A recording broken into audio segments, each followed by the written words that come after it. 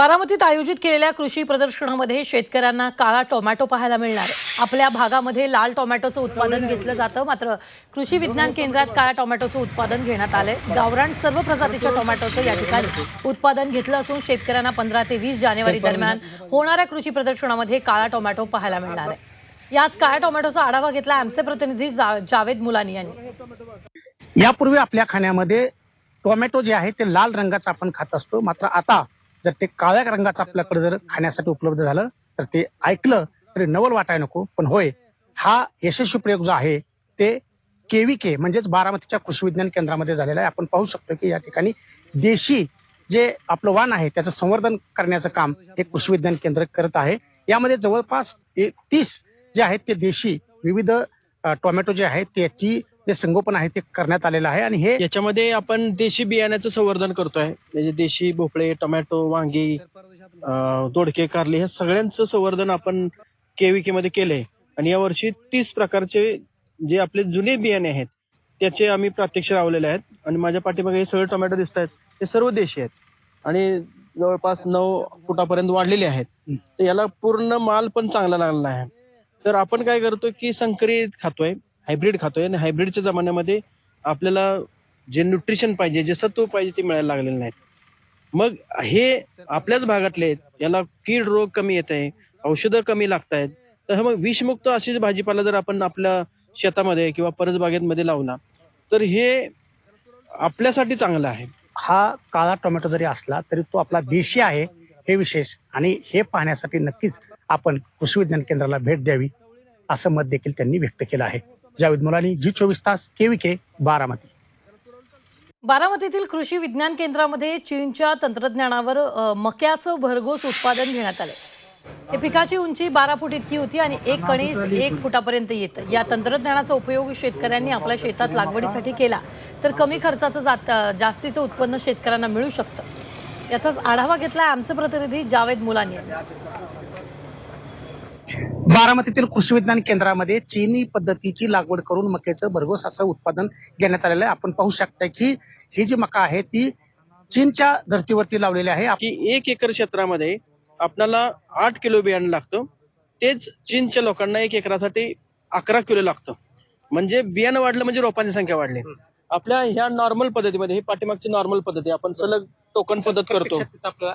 सलग टोकन पद्धत ज्यावेळी करतो त्यावेळी आपल्याला 8 किलो बियाणं लागतं। एका एकरामध्ये 25,000 रोपं लागतात। बरोबर। आणि ज्यावेळी दुसरी पद्धत जी आहे चीनची, त्याच्यामध्ये इथंच पाठीमागे आपण असं वळा, या बाजूला बघा की इथे एका जागेवर 2 बी टोकलेत आणि 1.25 फुटावर परत 2 बी टोकलेले आहेत। असे सलग 2-2 बी टोकल्यामुळे एका एकराला 11 किलो बियाणं लागलं। महाराष्ट्रामध्ये 1000 एकर पेक्षा जास्त हे तंत्रज्ञान गेलेलं आहे। जावेद मुलानी, जी24 तास, केव्हीके, बारामती। विदर्भातून बांगलादेशला मोठ्या प्रमाणावर संत्र्यांची निर्यात होत असताना बांगलादेशनं पुन्हा एकदा संत्र्यावरील आयात शुल्क वाढवलंय। बांगलादेशनं संत्र्यावर प्रति किलो 116 रुपये इतकं आयात शुल्क आकारायला सुरुवात केली आहे आणि त्यामुळे विदर्भातून बांगलादेशला दरवर्षी होणारी 2 ते 2.5 लाख टन संत्र्यांची निर्यात पूर्णपणे थांबवण्याची शक्यता आहे। त्यामुळे निर्यातदार अडचणीत सापडलेले आहेत। आम्ही माल निर्यातीसाठी खूप प्रयत्न करतो आहे, पण वारंवार ड्युटी वाढल्यामुळे दरवर्षी जवळपास 1 वेळा 2 वेळा येतं। यावर्षी परत दुसऱ्यांदा ड्युटी वाढली। 82, 92, आता 101 होती आणि कालपासून परत 116 झाली। आता ही ड्युटी वाढल्यामुळे पूर्ण माल हा शेतकऱ्यांच्या मालावर भर येऊन राहिलेला आहे, कारण की माल पाठवणे म्हणजे रेट कमी करणे आहे आणि शेवटी सर्व अंतर काय आपण शेतकऱ्याचेच रेट कमी करूनच माल पाठवू शकतो। आणि खूप मोठी बाजारपेठ आपल्याला बांगलादेश आहे, कारण की ती बाजारपेठ असली तर आपण एवढा मोठा माल निर्यात चांगल्या पद्धतीने तिथे करू शकतो। त्याच्या व्यतिरिक्त दुसरी बाजारपेठ आपल्याला मोठी बाजारपेठ नाही। अकोला जिल्ह्यातील शेतकऱ्यांसाठी आनंदाची बातमी। गेल्या 7 दिवसांपासून बंद असलेली अकोला कृषी उत्पन्न बाजार समिती उद्यापासून सुरू होणार आहे। अकोला येथील बाजार समितीत खरेदीदार आणि हमाल यांच्यामध्ये हमालीच्या दरवाढीवरून वाद सुरू होते। त्यामुळे बाजार प्रशासनानं व्यवहार पूर्णतः बंद ठेवले होते आणि या बंदचा सर्वात मोठा फटका हा शेतकऱ्यांना बसतो। अखेर आज बाजार समितीचे सभापती यांच्या अध्यक्षतेखाली हमाल प्रतिनिधी आणि व्यापाऱ्यांची एक संयुक्त बैठक बोलावून तोडगा काढण्यात आलेला आहे। सर्व संचालक मंडळ एकत्र झालं आणि त्यांना सांगितलं आम्ही की तोडगा निघाला नाही आज तर आम्हाला पुढची कारवाई करावी लागेल। आज सामंजस्याने सर्व हमाल बंधूचे, माथाडी बंधूचे, सर्व हळद व्यापारी बंधू आणि आमचं संचालक मंडळ या सर्वांनी संयुक्त मीटिंग घेतली. आज जवळपास 3 तास चर्चा चालली आणि त्याच्यातून आज मार्ग निघाला. उद्यापासून सकाळपासून बाजार सुरळीत सुरू होईल. मावळमध्ये दत्तात्रय गोपाळे शेतकऱ्यानं 1 एकर क्षेत्रात झेंडू आणि बिजलीच्या फुलांची शेती केली. मात्र हवामान बदलाचा फटका या बागांना बसलाय. तसंच बाजारपेठेत फुलांची मागणी कमी असल्यानं त्यांना भाव मिळत नाहीये. त्यामुळे फुल उत्पादक शेतकरी हवालदिल झालाय. हे कलकत्ता जातीचे फुल आणलं होतं. एक रुपया 40 पैशाला झाड आणलं होतं. एक काडी 5,500 काडी आणली होती. हे 1 महिन्यामध्येच, याला 1 ते 1.5 महिन्यामध्ये फुल लागतं. 15 दिवस झाले माल चालू होऊन आणि मालाला बाजार नाही. आणि त्यात खराब हवामानामुळे ना याला मार्केटिंगला आता बाजार सध्या मिळत नाही. त्याच्यामुळे आता हे पूर्ण काढून टाकायचे आणि आता दुसऱ्या पिकासाठी तयारी करायला. धुळ्यातील कृषी उत्पन्न बाजार समितीत कांद्याच्या दरात क्विंटल मागे 600 ते 1000 रुपये इतकी घसरण झाल्यानं शेतकरी चिंतेत सापडला.